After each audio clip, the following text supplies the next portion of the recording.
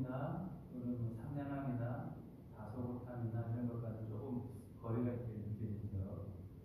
그런데 비교할 대상은 안 되지만 창조주 하나님도 모습 만들어내신 분이시니까 그 창조주 하나님의 모습은 어땠을까 생각해 보면은 금방 말씀드린 대장장이하고는 좀 차이가 있을 것 같아요. 거울로 섰거나 뭐 근육질이 나거나 뭐 배가 나왔다거나 이런 것 아니고 하나님은 너무나도 사랑이 많으시니까 어마어마한 모습에 누가 봐도 그 마음의 평안함을 느낄 수 있는 그런 모습 다정다감하시고 그런 모습과 성품을 가지셨을 것 같다 이렇게 생각이 듭니다. 이런 사랑이 많으신 창조주 하나님이 세상의 모든 것들을 다 받으셨다고 했거든요. 특별히 하나님의 모습을 따라서 우리 사람을 만드셨다 이렇게 했는데 그 사랑의 창조주 하나님, 우리를 존재하게 하신 그 하나님, 그분은 어떤 성품을 가지고 계실까, 어떤 분이실까 그런 걸 다시 한번 되짚어보고 싶습니다.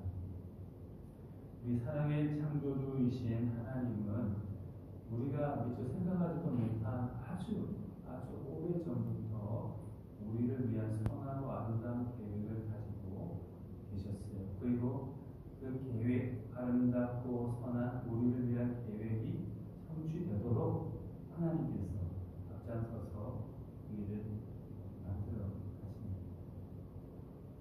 이 사람들은 자기 어떤 계획을 이루기 위해 가지고 자기 스스로 많은 노력을 하는데요. 그 노력 가운데 약간 어둡고 부정적인 면이지만은 어떤 경우는 다른 대상을 자기 계획과 꿈의 성취를 위해서 이용한달까요?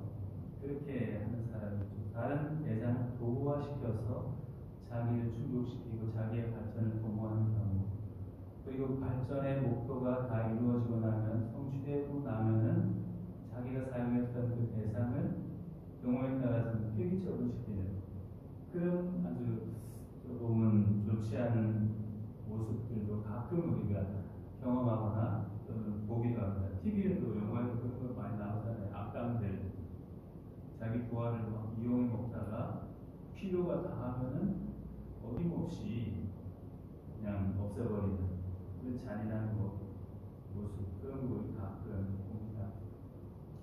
그런데 사랑의 창조주신 하나님은 우리를 향해서 그런 나쁜 계획을 가지고 계신다든지 나쁜 과정을 꾸미고 계신 분이 아니세요.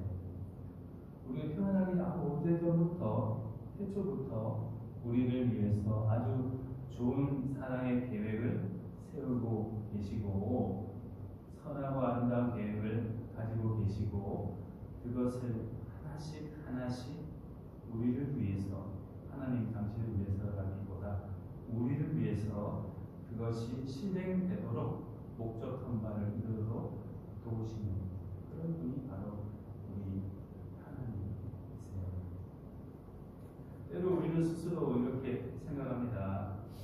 야, 나는 상대적으로 봤을 때 어쩌면 절대적으로도 비교해 봤을 때 너무 부족함이 많구나. 내 안에 가치 있는 것은 과연 있는 걸까? 내 안에 뭔가 선하고 아름다운 것들이 과연 존재하기나 할까?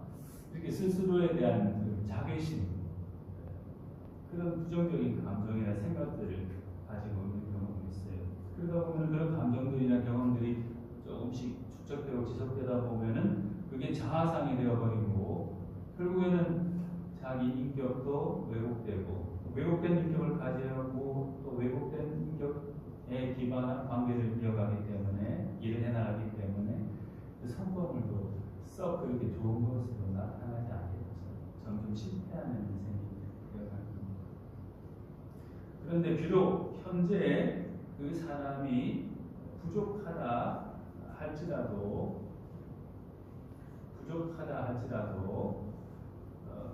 하나 마음에 새겨두어야 할 것이 있을 것 같아요. 사랑의 창조주 하나님께서는 우리가 미처 생각하거나 깨닫지 못한 아주 오래전부터 우리가 태어나기 전부터 우리를 위한, 다른 사람을 위한 것도 아니고 하나님을 위한 것도 아니고 근본적으로는 우리 한 사람 한 사람을 위한 아주 선하고 아름다운 계획을 이미 가지고 계시고 그것 하나하나를 다 실행해 가고 계신다. 그걸 우리가 이제 기억해야 되는 것이죠. 그걸 명심하거나 깨닫지 않으면, 확신하지 않으면 어려운 일이 다가올 때마다 왜 이럴까 나는 되는 것이 하나도 없어. 아주 오래전부터 나는 망한 인생인 것 같아. 이렇게 스스로 자괴감을 가지고 전진해 나갈 수가 없는 거죠. 이사야 선지자가 44장 1절에서 이렇게 말씀하셨어요. 나의 종 야곱, 내가 택한 이스라엘아, 이제 들으라. 너를 만들고 너를 모태에서부터 지어낸 너를 도와줄 여호와가 이같이 말하노라. 나의 종 야곱, 내가 택한 요술으나 두려워하지 말라. 나는 목마른 자에게 물을 주며 마른 땅에 시내가 흐르게 하며 나의 영을 내 자손에게, 나의 복을 내 후손에게 부어주리니 그들이 풀 가운데에서 솟아나기를 시냇가의 버들같이 할 것이다. 이사야 선지자가 처해 있던 당시의 상황들은 너무 좋지 않았거든요. 그런 좋지 않은 상황들 가운데서 내게 선하고 아름다운 것들은 무엇이 있나 좌절할 수도 있는데, 그런 이사야에게 하나님께서 말씀하십니다. 잘 들어봐라. 너를 만들고 너를 모태에서부터 지어낸 나 여호와가 너를 도와줄 거다. 목마른다면 물을 줄 것이고 보이지 않는 마른 땅에서 시내가 흐르도록 내가 너를 위한 사랑의 기적을 만들어 주겠다. 그런 선한 너를 위한 아름다운 계획을 내가 가지고 있단다. 이사야에게 위로해 주시면서 말씀하신 것이죠. 이런 말씀을 들었을 때 이사야가 얼마나 많은 위로가 되겠어요. 되는 것 아무것도 없고 손에 붙잡히는 도움의 손길도 없고 이러다가 나와 우리 민족이 망하는 것은 아닐까 생각했는데 하나님께서 말씀하신 것이죠. 너는 내가 택하였다. 나의 사랑하는 종이다. 내가 너에게뿐만 아니라 너의 후손에게까지 복을 부어줄 것이다. 풀 가운데 솟아나는 시냇물가의 버들같이 되게 할 것이다. 이렇게 위로한 것이죠. 너를 위해 아주 오래전부터 선하고 아름다운 계획을 가지고 있고 그것이 지금 실행되고 있단다. 용기를 잃지 마라. 이렇게 위로해 준 것입니다. 초대교회 성도님들이 이단자들의 박해, 로마의 박해 아래서 유대교 사람들의 박해 아래서 힘들어할 때 요한을 통해서 이렇게 계시록에서 말씀하셨어요. 21장 6절에 있는 말씀인데 또 내게 말씀하시되 이루었도다. 나는 알파와 오메가요 처음이요 나중이라. 내가 생명수 샘물로 목마른 자에게 값없이 주리니. 아무것도 우리를 지켜주지 못하고 우리의 가란 심령을 채워주지 못하는구나 실망하고도 있었을 초대교회 성도들에게 나는 너희의 시작과 마지막이다. 내가 생명수 샘물로 목마른 너희에게 풍족하게 공급해 줄 것이다. 염려하지 말라. 이렇게 말씀해 주신 거죠. 너희를 위한 선하고 아름답고 사랑이 가득 찬 계획을 내가 가지고 있다. 그것이 곧 실행되어져 나타날 것이다. 라고 하나님 아버지께서 또 예수님께서 그들에게 말씀해 주신 겁니다. 우리에게도 무엇 하나 되는 일 없는 것 같고 부정적인 생각들, 부정적인 관점들, 특히나 자기 자신에 대한 그런 부정적인 자아상이 자꾸 심화되는 것 같을 때 우리 한 사람 한 사람을 위해서 또 나를 위해서 하나님은 선하고 아름다운 계획을 가지고 계시고 그것을 지금도 하나씩 하나씩 성취해 나가고 계신다 하는 사실을 굳게 믿고 살아가는 이유가 되겠습니다. 또 우리 사랑의 창조주 하나님께서는 부족함이 많은 우리임에도 불구하고 그런 부족한 가운데 있는 우리를 외면하지 않으시고 도리어 가까이 다가오셔서 우리와 함께 머물러 주시는 그런 분이다라고 성경은 곳곳에서 예시하고 있습니다. 2절 말씀에 세상 처음 상태에 대해서 이렇게 말씀하고 있어요. 태초의 상황에 대해서 땅이 혼돈하고 공허하며 흑암이 깊은 위에 있고 하나님의 영은 수면에 운행하시니라 했습니다. 혼돈이라는 질서가 없고 막 뒤섞여 갈피 잡을 수 없는 그런 상태를 의미하는 거거든요.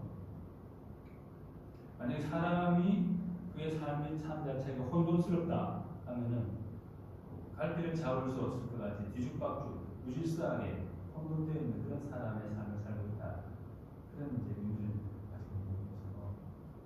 혼돈하고 공허함이 흑암이 깊은 위에 있는 그런 장소, 그런 인격인 것처럼 보이는 사람, 그 사람에게 누가 가까이 하고 싶겠어요? 괜히 가까이 했다가 나도 저 사람처럼 마음이 공허해지고 혼돈스럽게 되고 흑암이 가득한 것처럼 어두워져 버리면 어떡할까? 나도 부정적인 사람, 실패하는 사람이 되면 어떡할까? 그 사람 또는 그가 속해 있는 그 장소 가능하면 멀리 떨어져 가는 게 좋겠다. 이렇게 보통의 경우는 생각할 수 있습니다. 백로 보고 까마귀가 많은데 가지 마라 하듯이 그런 생각을 하겠습니다. 그런데 성경에 있는 사랑의 창조주 하나님께서는 우리가 살아가고 있는 삶의 공간 또는 우리 자체가 흑암이고 공허함이고 또는 아무런 쓰잘데기 흙처럼 부서지는 존재 같을지라도 사랑의 창조주 하나님은 바로 그 그 공허함, 흑암, 혼돈 속에서 쓰러져 있는 우리에게 다가오시죠. 아무 형체도 없이 가치도 부여받지 못하는 그 혼돈과 흑암과 공허 속에 있는 그 흙을, 흐트러진 흙을 하나님의 사랑의 손길로 모으고 다듬으셔서 아름다운 사람을 만드셨죠. 태초에. 그와 같이 때로 우리 삶이 혼돈스럽고 공허함을 느끼고 있고 상처 가운데서 캄캄한 상태에 있다더라도 그래서 사람들은 아이고 이제 끝났구만 라고 생각할 수 있지만 하나님은 그 혼돈, 공허, 흑암 속에 쓰러져 있는 부스러기가 되어버린 흙더미 같은 흙가루 같은 그런 우리를 모으고 다독이고 또 쓰다듬으셔가지고 새로운 피조물 하나님의 사람 만들어 세우시는 것이죠. 우리는 여전히 부족하고 혼돈과 공허와 흑암 속에 살지만 하나님은 우리 그런 존재로 만들어 주십니다. 아담과 하와가 처음부터 아주 멋진 사람이었습니까? 아니죠. 우리 같은 사람이었어요. 가루 같은 그런 사람이었습니다. 또는 단단하게 세워진 것 같았어도 자기의 잘못됨 때문에 흐트러져 버리고 만 그런 사람이었어요. 그런데 하나님은 사랑의 손길로 그를 어루만지셔서 다듬어 주시고 온전한 존재가 되게 해주셨어요. 그리고 내가 이렇게 네 사람 되게 했으니까 그냥 잘 살아가라 하고 떠나가신 게 아니고 그와 함께 하셨죠. 물리적으로는 떨어져 계실 수도 있겠지만 항상 그 마음의 삶 가운데 하나님이 아담과 하와와 동행하시면서 그 사람들과 함께 머무시면서 생활해 가셨던 것입니다. 이게 바로 우리 창조주, 사랑의 창조주 하나님의 은총이죠. 예수님의 경우도 마찬가지 아니셨어요? 예수님이 공생의 사에 가실 때 야, 저 사람과 가까이 하면은 내한테 뭔가 좀 이득이 있을 것 같아. 그 사람과 가까이 하면은 뭔가 물질이 들어올 것 같기도 하고 또 조물과 함께 하면은 명성을 얻고 나의 일하는데 참 많이 도움이 될 것 같다. 그 사람들과 가까이 해야지. A그룹, B그룹, C그룹 이렇게 나누어가지고 예수님이 사람을 만난다든지 교제하지 않으셨어요. 예수님은 그러니까 저런 사람들과는 절대 상대하면 안 된다, 가까이 하면 안 된다라고 하는 그런 부류의 사람들, 그런 사람들을 찾아가셨어요. 문둥병자라든지 뭐좀 이렇게 자기 몸을 팔아서 생활을 근근히 이어가는 그런 참기고요. 죄를 짓고 있는 사람들, 뭐 그런 사람들을 찾아서 일부러 만나셔서 위로해 주시고 그로 하여금 다시금 일어날 수 있도록 도와주셨어요. 혼돈과 공허와 흑암 속에 사로잡혀 있는 사람들을 가까이 하시고 그들에게 자기 가치를 회복할 수 있도록 격려해 주셨던 분은 바로 우리 예수님이셨어요. 사람들은 그런 예수님을 보고 이렇게 비아냥거렸어요. 인자는 와서 먹고 마시네. 예수님이 사람들과 함께, 사람들이 싫어하는 그런 사람, 거부감을 가진 사람들과 함께 그런 장소에 가서 그 사람들과 먹고 마시는 걸 보니까 달랐다고 하는 사람들이 뭐라고 하냐면, 오라, 먹기를 탐하고 포도주를 즐기는 사람이요 세리와 죄인의 친구로다, 이렇게 말했습니다. 예수님이 보육을 들으시면서도 정말 자신의 사랑이 필요한 사람들에게 찾아가셔서 그들의 삶을 드리고 있는 혼돈과 공허와 흑암을 다 없애주시는 거죠. 이게 바로 예수님의 사랑이고 사랑의 창조주 하나님의 은총이죠. 그분의 그 사랑 때문에 우리 가까이 오셔서 우리를 외면하지 않으시고 만나주시는 그 사랑 때문에 우리가 다시 일어설 수 있게 됩니다. 그 하나님의 사랑의 하나님의 사랑, 그 예수님의 사랑이 우리가 또 우리 개인과 가족과 교회 가운데도 그 세상 가운데도 함께 여전히 하고 계신다 하는 것을 믿고 바라보면서 현재 여러 가지 밖의 어려움들을 극복해 나가는 주님의 영청 가운데서 극복해 나가는 그런 우리가 되면 좋겠습니다. 그런 사랑의 창조주 하나님은 우리가 어둠 가운데 공허와 혼돈 가운데 살아가고 있을 때 그때 우리 삶에 빛을 비추어 주신다, 빛을 창조해 주신다, 이렇게 성경은 말씀하고 있어요. 3절의 말씀을 보시면 하나님이 이르시되 빛이 있으라 하시니 빛이 있었고, 이렇게 말씀하죠. 빛이 없는 상태입니다. 어둠의 상태, 흑암의 상태. 그런데 그 캄캄함 속에 하나님이 빛을 창조하셔서 사람들로 하여금 밝음을 경험하게 하시고 그 밝음에서 오는, 태양에서 오는 빛에서 오는 생명으로 자기들의 삶을 이루어 나갈 수 있도록 동기부여를 받았습니다. 소중한 생명의 도구를 하나님으로부터 선물을 받은 것이죠. 우리가 살아가는 데 있어서도 이런 공허하고 흑암 같은 순간들이 가끔 찾아오잖아요.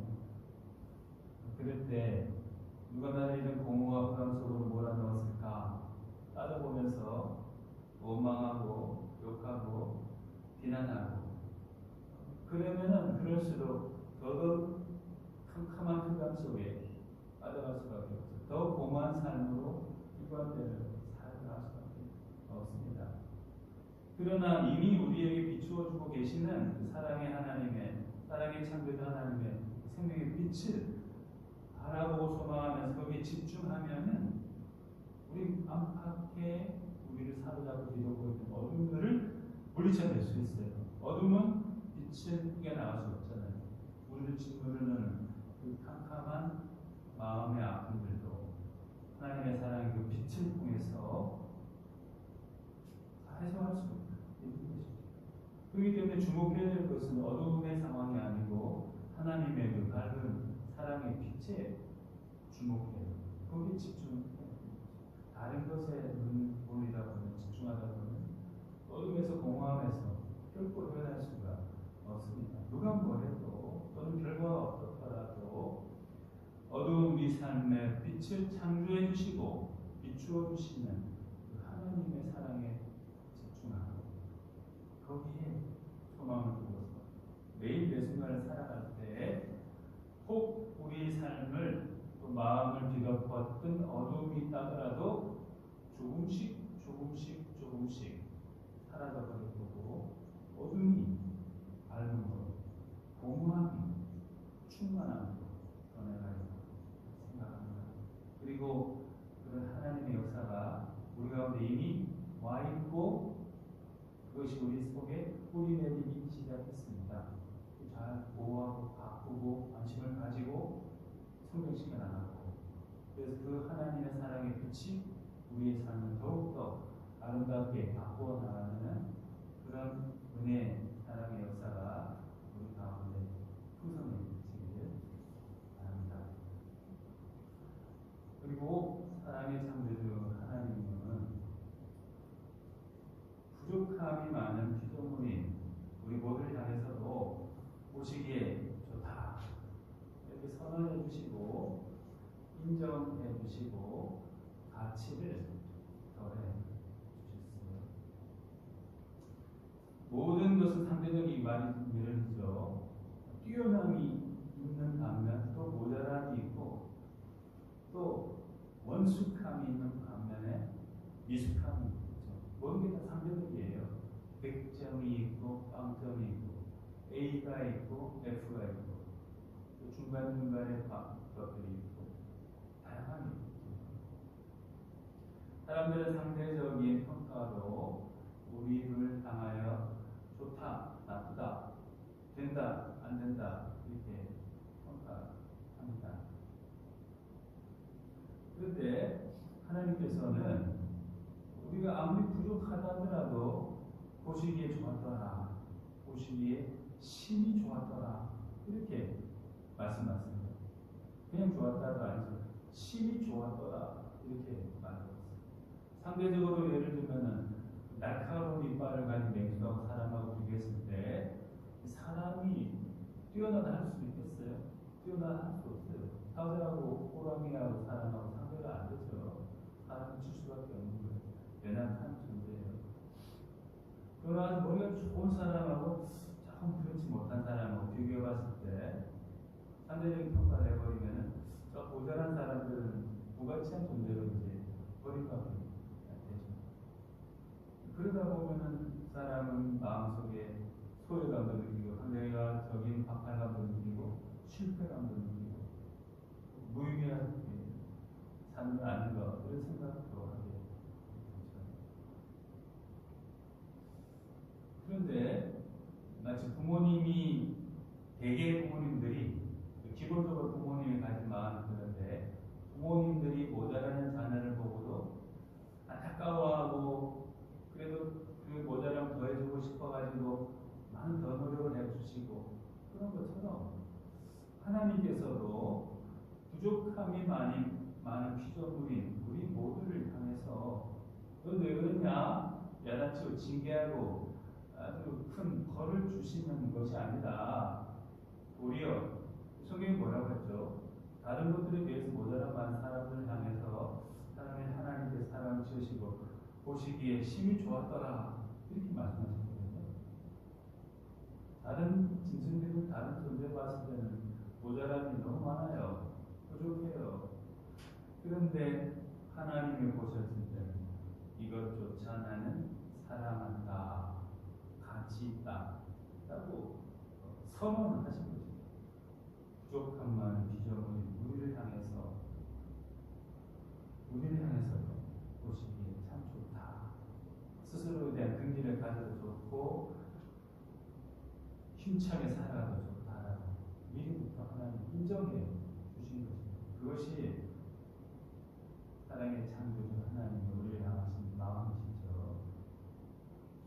주눅들 것 없고 소외감 가질 것 없고 실패감 가질 것 없고 우리를 인정하시고 사랑하신 하나님이 우리를 여전히 가까이 하고 계신다 하는 감사한 마음과 자기 자신에 대한 끊임없는 긍지와 존중, 한 걸음 더 나아가서 타인에 대한 존중과 긍정 이런 마음을 가지고 살아가서 보시기에 좋았더라 하는 하나님의 마음에 흡족함을 드릴 수 있는 그런 일이 좋겠습니다. 그리고 또 우리가 이런 것도 한번